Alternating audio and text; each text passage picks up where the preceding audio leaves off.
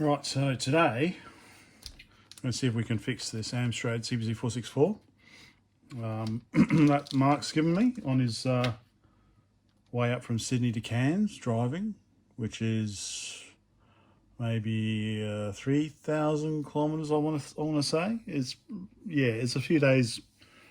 From Sydney to here is about 5 hours. From here to Brisbane is 6, so it's 11 hours. And then from Brisbane to Cairns is another, God knows how many, few days at least. So yeah, it's a long drive. So anyway, so he dropped this off on the way, see if I could if I could figure something out. It says it's not powering on. So this is one of the kind of like an intermediate board, I guess. So it's a long board, but with the flat film connectors for the short keys.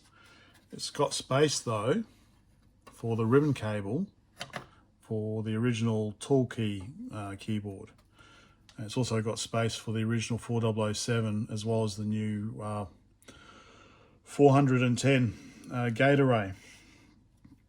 So yeah, so the first thing I noticed is that when you have a look here at the DC socket, it's it's a lot of solder, so I don't know what's going on there. And also it looks like the 5-volt line, oh actually it's not really the 5-volt line, oh yeah, it's to do with the 5-volt line, is kind of like some additional solder's been put on there, so I don't know if that's normal. I might have another one of these boards to compare. I do have an original board that we can just have a take this opportunity to have a quick squiz. So these, I'll just put these on here because I know that they're Mark's chips. So as we can see, we've got the ribbon cable. Here we've got no space for the flat film. Here we've got both. It can take both. Pretty much everything else is in the same position. We've got the RAM here, got the RAM there. This on the original board actually, the ROM and the RAM is socketed, whereas on this intermediate board we've got only the Z80 and the gate array socketed. You know, they're socketed on this original board too. We use this pin header to connect to the data quarter. That changes to a smaller plug-in when we go to the smaller board. Of course, here we've got this big thing here. But otherwise, it's pretty much the same, very similar. The other thing when we go to the small board is obviously the, not obviously, because I'm telling you, is the, this moves to the side. Actually, I'll grab a small board. Actually, we've got two small boards. So this is the very, very last one, I guess. You can see the gate array has gone to this surface mount chip here. And it's a very, very small board. But this is, let me put that over here for now. But yeah, so this is what we go to. So we start off with this board, then we migrate to this board where we get the smaller keyboard. And then we go to this board here, which is half the size. The audio out and Atari move from up there to the side. So bear that in mind. This case will not fit this case and vice versa. The keyboard will fit. Keyboard will fit, but the case will not. Bear that in mind. And yeah, it's not just that. But you can see here the expansion sockets have moved. The power socket and the video cable, the video output have moved as well. So these two are interchangeable.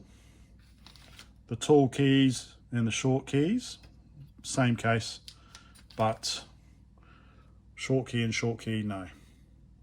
And then this, I can't remember what gate array this one is. Oh, it's 4007. Okay. And then obviously we go to this even smaller one. So yeah, even smaller. Geez. But yeah, so the other difference also is that this pin header here that connects to the data quarter and importantly the on-off switch, is it changes to this kind of tiny little plug there. There we go, we zoom in. Switches to that as well, so that's another difference. So that is not directly compatible with this one here. So yeah, so if you see an Amstrad case for sale, you need to know, did it come from a long board or did it come from a short board? If you see a keyboard for sale, is it the short keys, in which case it uses this, or is it the tall keys, in which case it's probably got keys missing, and it's got the ribbon cable on the end. Anyway, so that was a brief introduction to different Amstrad CPC464 boards. I think, yeah, I don't know, there's 4 different types here. There's probably a couple of others. Anyway, so these are the short boards, so let's get the short boards out of the way. And we've got Mark's board there, we've got my board here. So I'll get my board out of the way for now. Okay, so let's have a look. So, first thing is, we want to bypass the data quarter. So we just want to do something here. And I have checked I have buzzed it out earlier. And it is pin 1 and pin 3, I believe. Pin 1 and pin 3. So pin 3 takes 5 volts, and then pin 1 carries it. Okay, and then pin 1 carries it onto the board by the looks of it.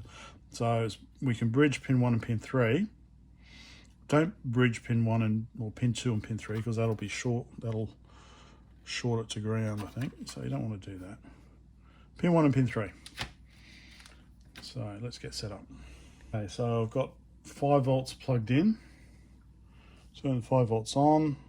Okay, nothing. Which is what we expect. So now we turn it on by bridging pin 1 and pin 3. Pin 1 up the top, pin 8 down the bottom. And we can see it drawing about 0.5 amp. I think 0.5 amp is not very much.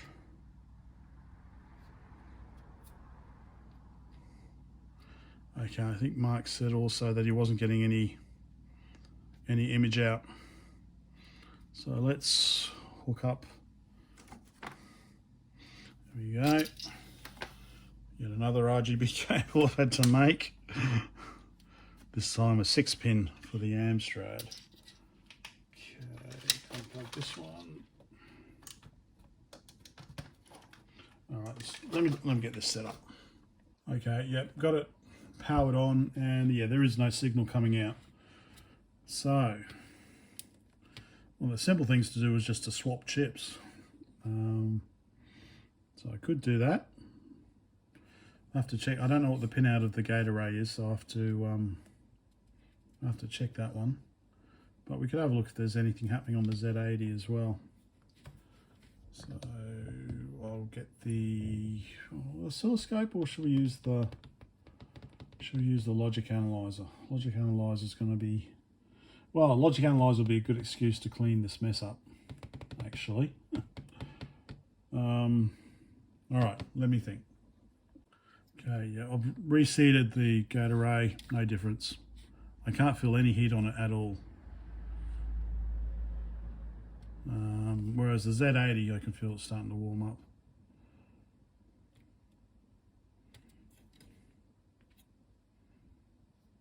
Yeah, that's got some heat on it.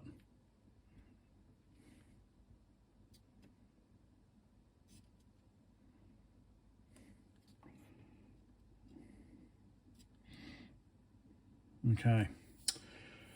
Well, I think let's get the logic analyzer set up. So, And welcome back. So, that's the 4007. This is the 4010 Gatorade. So now I've got soul in my brain. Thanks, Dave. So I keep saying so now.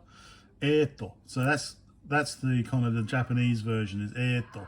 Eto. What's the Finnish version? Nonin. Nonin. So I'll start saying nonin. Okay. We've got various interesting signals on here. We've got data. We've got RGB sync. Oh, it sounds like my youngest son's being tickled to death. We've got column address select, M1 ready, ROM enable. We've got the address signals, interrupt, row address select. So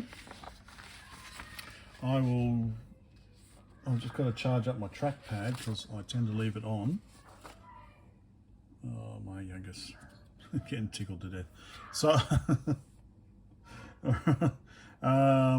yeah, just charging up the trackpad, then I'll hook up the logic analyzer to the gate array first, and we'll check out some signals there. Okay. 19. Okay. I have my Long Island iced tea. Let's see if the trackpad is charged up enough. So let's start with the video output signals. Oh, we could also check with the Z80. So this is quite cool. So you don't need a heatsink for the 4010. The 4007 you do. And one test we can do, if I don't have a 4010 handy, I'll have a look, I'm not sure if I do, is just suck out this and stick in a socket and try a 4007. I've got one of those spare. Is the trackpad working? Now, let's see. Here's the Soleil.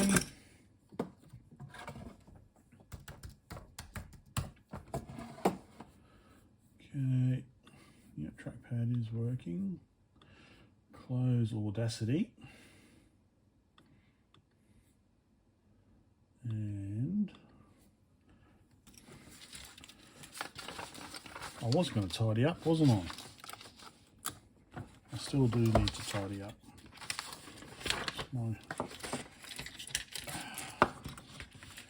There, okay, let's open the Soleil Logic. Alright, so I'm going to hook up the gate array and then we'll see what we've got, what we can get. Okay, I've got it hooked up to pins 1, 2, 3, 4, 5. So I've got it pin 5, which is sync. 5, 6, 7, 8. Pin 8, which is blue video. Pin 10, which is green video. And pin 12, which is red video. And then ground. And if we power on, there is nothing. So basically sync remains low and the RGB signals go high. So I don't know, it's worth, there's a bit of reflection there. Hang on, let me do this again. Okay, so we turn on and yeah, so that's not doing nothing. Sorry, that's me just wiggling the, yep. That's nothing, is it? So, interesting. Let's check out the Z80, see if the Z80 is doing anything. I assume it is. So, Mark was a bit afraid that maybe the gate array is not working. So, But we've got, you know, we've got options. We've got the 4007 we can try as well in there. But let's see if this is accessing RAM and getting data and stuff. 19. Yeah, I'm getting there. I'm getting there, Dave. Right, eto. Soshite. Mitakulu. Right. So I've switched to the Z80 and I am connected up to the clock pin 6. Look, 1, 2, 3, 4, 5. Yep, so 6, and then a bunch of signals down the end. So we've got interrupt, NMI, halt, memory request, and interrupt request. So I could probably check the other ones as well, but yeah. So we've got those ones here. And when I switch it on, let me go mobile. Okay, so when I turn the power on, and let's turn that light off so we can see this a bit easier. And we restart this, nothing. So power off. Okay, some signals go low, but more importantly, there is no clock. There's no clock signal there. So the Z80 is not doing anything either. So hopefully the gate array is okay. Assume the Z80 is okay. Obviously if the Z80 is not going to be doing anything, if it's not getting any clock. What else? So interrupt, that one is there. So that is active low, isn't it? So that is low. So interrupt is also enabled. So, interesting. Got a conundrum, well not a conundrum, but yeah, something interesting. So, I don't know, swap out the crystal oscillator. Looks a bit beat up, doesn't it actually? Turn the light back on. Yeah, so, interesting. Interesting. Oh, that's soldered down there, the can is soldered. So, sorry, I hope you're not making you sick by doing that. Yeah, so basically the Z80 is not doing anything either. So I think, you know, obviously the CPU's got to be doing something if we want the gate array to do something like generate video. So let's see why we're getting no clock, why interrupt is being held low. So I need to check the schematics again. 19. Right, so I said it again. It looks like the clock comes out of the gate array. The crystal's connected to the gate array, pin 8 going in there, and then pin 39 coming out of the gate array, going across into, it was pin 6, wasn't it? Coming into pin 6 on the Z80. So we go back to the gate array again. Yeah, it could be the gate array isn't generating the clock there, or it could be something here. So let's check out, looks like pin 8, is that right? Pin 8 is, no, it's not pin 8. On the gate array, pin 4. Possibly C clock. What else we got? Pin 8 is video. Phi 19 is inverse phi.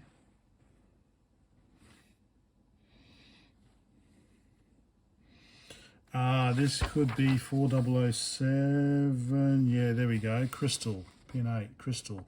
So that's a 4007 gate array.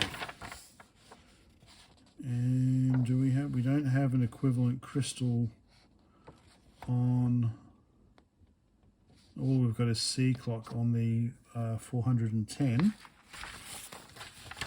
We've still got the crystal pretty much in the same place, so we can always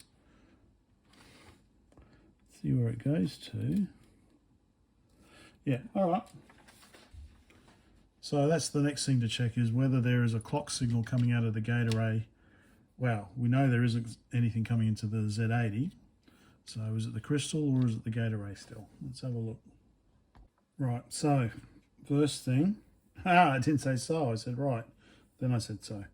Let's check. So pin 8 is the crystal input for the 40007 gate array. 5, 6, 7, 8. So let's check if there's an equivalent on the 410. 1, 2,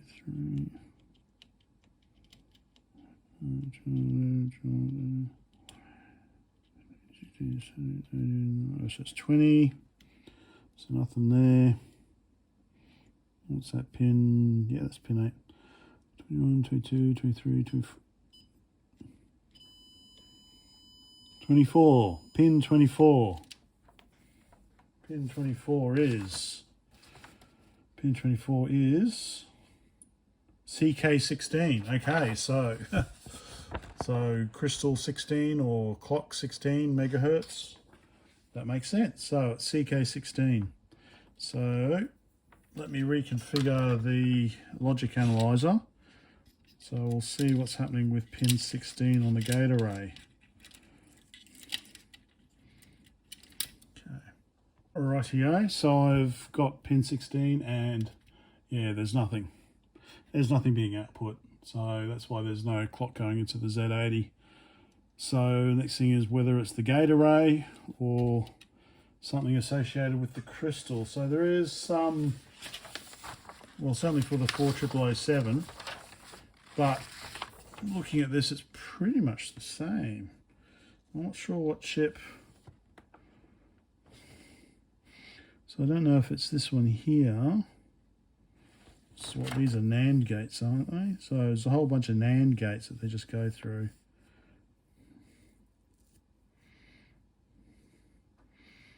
Well, like a divider, I guess. Oh, I don't know. Yeah, whatever. I'm not going to speculate. I'm not going to. Anyway. So there's the crystal.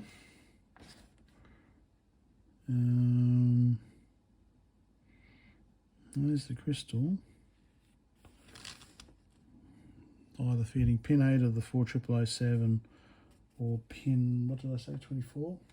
24 of the 410. So what is this chip here? I'm not sure. Is it 74HCU04? Is that a NAND gate? Is that a bunch of NAND gates? Quad NAND gates or something? Anyway, I'm going to buzz around here and see what's connected to what. So I've got two options. If I've got a spare 410, I can swap that in there. But look, this isn't. It's not even switched on anyway. But oh, you idiots! Oh, there's no clock coming out of the 400. There we go. Okay, now we're getting clock. That's interesting. We get a clock signal out there. Stop, start. Okay, so yeah, okay, my apologies. Seems to be a bit of a weird clock, but it is generating a clock, irregular clock. Let's have a look. So just remember, what's the trick? The trick is to power on the computer to check if the clock is working. So that's coming out of the gate array. Let's double check the Z80 again. Okay. Oops, sorry. I thought I stopped that. I stopped the analyzer. I didn't stop the camera. So we just need to check pin 6 here. So let me just power it off and hook it up. Okay. So I've got clock going into Z80, and I've got the clock coming out of the gate array. And stand by. Ooh, trying to do it so you don't get sick. See, we've got clock out of the gate array, and the Z80 is just high. Disconnect the Z80, goes low. So somewhere between, of course, you know, it could be also interrupt is being held high or something, or NMI is being held high. but there's no clock. There should be at least a clock going into the Z80, shouldn't there? So, yeah, that'll be my next avenue. 19, Dave. So, you know, I'm still starting with 19, but then I'm saying so. Anyway, so the clock. So this is the 4007. It comes out of pin 39 of the 4007 into this transistor, and then out to this passive pull-up, which is the clock, which goes to the clock on the Z80. So that's Q103, which I assume is this one here. Is it Q? No, that's Q102. Where's Q103 then? Interesting. Q101, Q103. Have to have a look at my other. I have to have a look at my other board to see if there's an additional transistor there.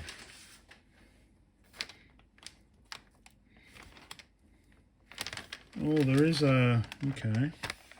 There is a transistor 3. Oh, yeah, okay, so it's called transistor 1, transistor 2, transistor 3. So that is missing on this board. We've still got an R141. We've got an R141 and R140, so let's power it off.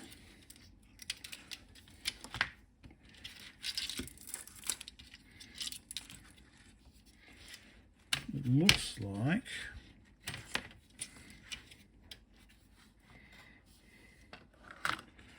so up here is how the clock gets to the Z80, I guess, because that's where the transistor is on the older board, and that's R141. Yep, we've got R140 and R141. So R140 is a pull up to 5 volts, and R141 is what passes, without this transistor here, is what passes it to the Z80 clock line. So let me do some buzzing around and see how this is connected to that. And just an extra thought, it could be that just, yeah, nothing to do with the clock, but the Z80 is being held in reset. I'm just thinking of the 6502 is being held in reset and isn't coming out of reset. But that's, I guess, that's the 6502, so I'm not sure of the Z80. But interrupt is being held high, or being held low, wasn't it? Anyway, let's check. So at least 141 seems to be common. But let me check how this gets to here. 19, right, okay. So I don't know if I'm going down the rabbit hole, but yeah, so it's indicated by, I thought these were NAND gates pretty much, with the, you know, which makes a NOR, doesn't it? Oh, an inverter basically. So when both are positive, it comes out negative. So positive, negative. So will you just write an invert? Anyway, okay.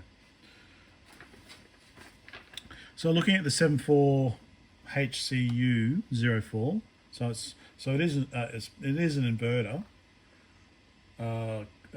hex inverter gates.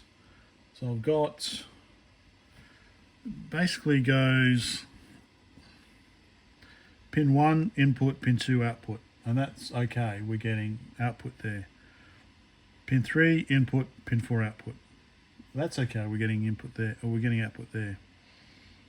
Pin 5 input, pin 6 output, that was high, I think.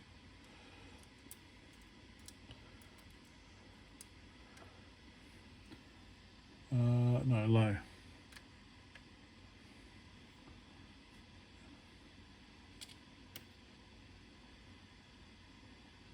Oh, interesting. That's interesting.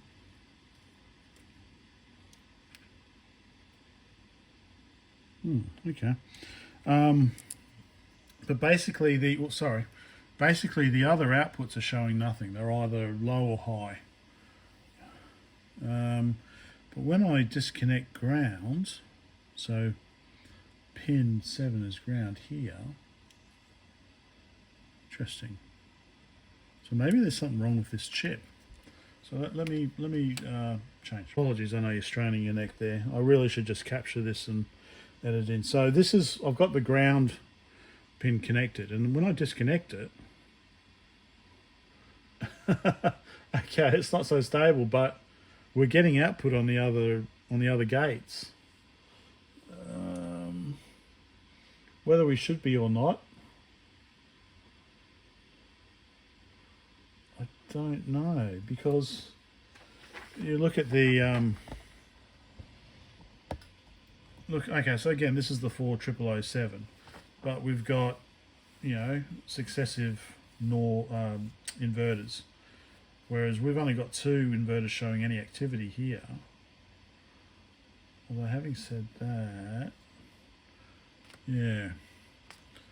So I'm wondering, I don't know if I'm going down a rabbit hole. Should we look at swapping this?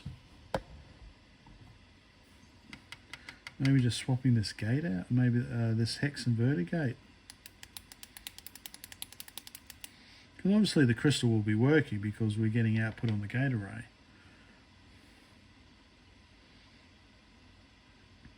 But having said that, also, I don't think the Z80 uses the clock from the gate array on this board. I should see if I can find a schematic with the 4010 actually, shouldn't I? I know. It's like you're probably yelling at me and saying, "Yes, I know. It's this, it's that, Brett." So I'm just trying to figure it out. The best way to learn is to actually do. So, yeah, very curious. Let me power off. So something.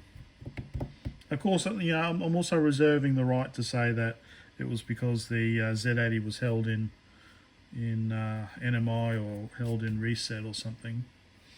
Interrupt was held low, so the Z80 was doing nothing.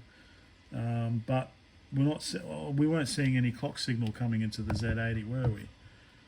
So we should still see a clock signal coming in, even if the NMI or the interrupt is held low, shouldn't we? Okay, more thinking to be done.